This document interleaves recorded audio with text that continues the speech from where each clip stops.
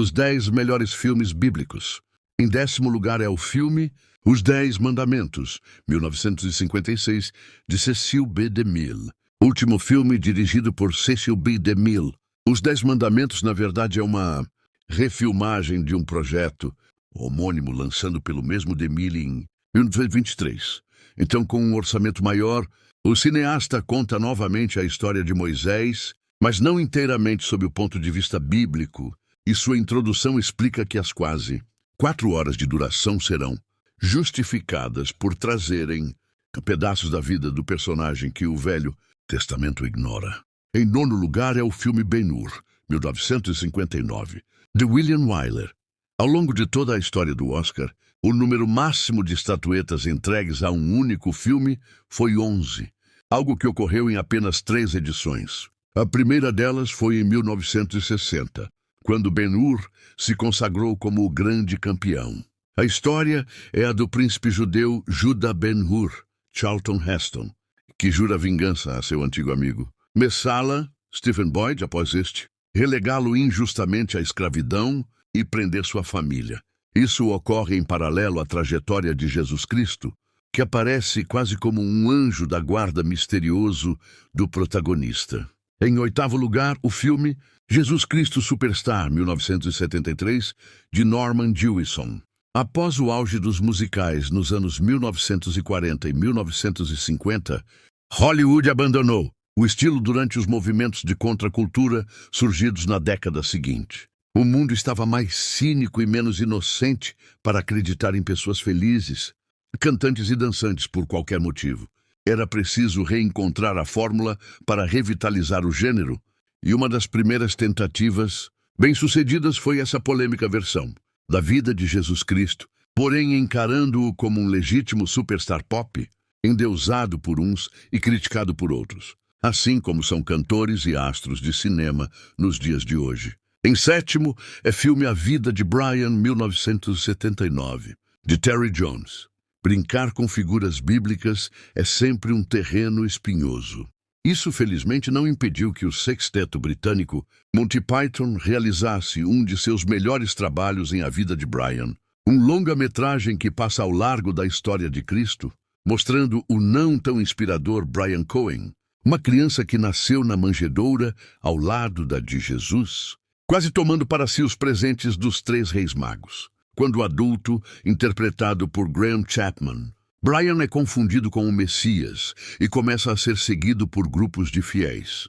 Em 6º lugar é o filme Eu Vos Saúdo, Maria, 1985, de Jean-Luc Godard. Recriar a ousadia do Criador, atualizá-la, mítica e distante, a manjedoura dá lugar ao berço. Em Eu Vos Saúdo, Maria, título extraído da Ave Maria, o enfant terrible Jean-Luc Godard leva à tela outra provocação. Maria, Miriam Roussel, carrega um filho que não é de José, Thierry Rod. Ele vislumbra a traição e quer a separação. O anjo Gabriel intervém. O problema é moderno, a história, secular. A trama primeira é entrecortada pela relação de Eva, Annie Gauthier e seu professor, Johann Leisen, que especulam sobre a origem e os mistérios da vida. Godard não facilita. Se Maria conheceu o amor somente como uma sombra, o espectador não verá luz no seu caminho. Em 5º lugar é A Última Tentação de Cristo, 1988, de Martin Scorsese. Os filmes de Martin Scorsese evidenciam sua formação católica. Muitos de seus personagens são homens de fé, criados em seios religiosos, que se desvirtuam num mundo corrupto a despeito de crenças seguidas, no limiar entre o hábito e a conveniência. Portanto, não é de se estranhar que Scorsese, então um cineasta já internacionalmente reconhecido, tenha se interessado pela paixão, mais especificamente em adaptar o polêmico romance A Última Tentação de Cristo, do grego Nikos Kazantzakis, transformando-o no homônimo e igualmente controverso filme que chegou às telas em 1988. Em 4º é o filme Maria, Mãe do Filho de Deus, 2003, de Moacir Góes. O país com a maior população católica de todo o mundo não poderia se ausentar de promover uma homenagem religiosa também na 7ª arte. E, para tanto, a escolhida foi Maria, mãe de Jesus e padroeira nacional.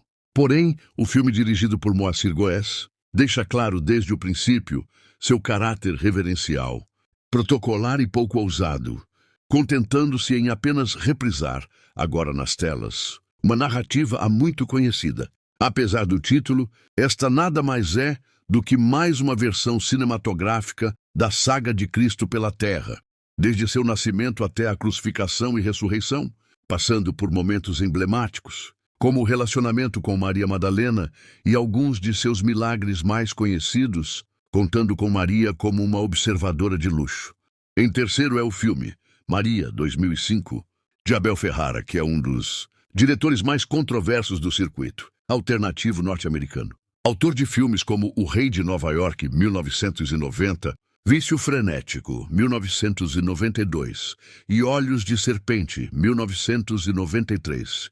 Em 2005, o cineasta rodou o polêmico Maria, uma existencial experiência sobre a história de Cristo e Maria Madalena, usando a temática de filme dentro de um próprio.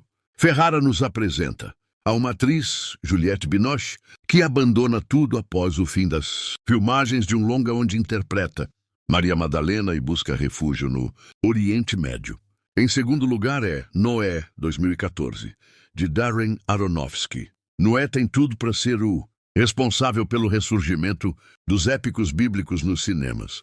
O novo trabalho de Darren Aronofsky tem arrastado multidões às salas em todo o mundo. No Brasil, já figura entre as 5 maiores bilheterias do ano. O que representa isso, afinal de contas? O cineasta, responsável pelos ótimos Cisne Negro, 2010, e Requiem, para um Sonho, 2000, percebeu a força daquela história, a potencialidade em transmitir mensagens que chegassem de forma pungente ao seu público. Perto de outros personagens bíblicos, Noé não apareceu tanto nos cinemas quanto poderia. Com isso em mente, o diretor realizou uma obra intensa, visualmente arrebatadora e com tudo para gerar polêmicas em uma parcela de seu público. Isso porque o protagonista, interpretado com esmero por Russell Crowe, apresenta 2 lados distintos. O primeiro, amoroso, um pai de família dedicado e temente a Deus, que recebe uma incumbência extraordinária e parte ao trabalho. Em primeiro lugar é o filme A Paixão de Cristo, 2004, de Mel Gibson. Polêmicas e mais polêmicas sempre circundaram as adaptações bíblicas que Hollywood se propôs a fazer. A lista é gigantesca se pararmos para nos atentar a todas as produções que já passaram pelos cinemas. Afinal, estamos falando de fé, algo que está incrustado no cerne de milhões de pessoas. Um bom exemplo desse fato quase absoluto é A Paixão de Cristo, dirigida por Mel Gibson. Foi chamado de antissemita por retratar os judeus como mentirosos gananciosos. Foi acusado de sadismo por causa das intermináveis cenas de violência e tortura que Jesus fora submetido. E ainda concluíram que ele era um oportunista que queria lucrar em cima da fé dos outros. Se gostou, deixe seus comentários. Dê joinha e, é claro, inscreva-se também para mais vídeos.